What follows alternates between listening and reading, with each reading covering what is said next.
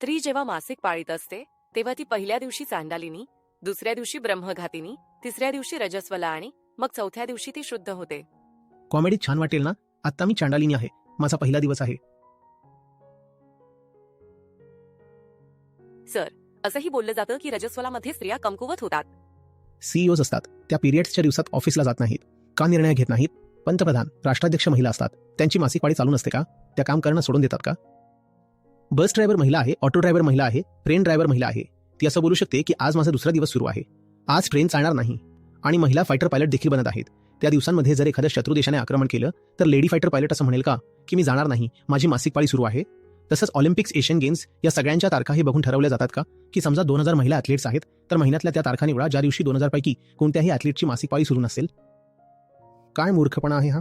कमजोर होतात, कशासाठी कमजोर होतात, किती कमजोर होतात? महिलांवरील चर्चेच्या नावावर आणि महिला कल्याणाच्या नावावर एकाच गोष्टीचा विचार केला जातो, तो म्हणजे त्या दिवसात हिला घरात बंद करून टाका, हीच तिच्यासाठी सर्वात मोठी मदत आहे.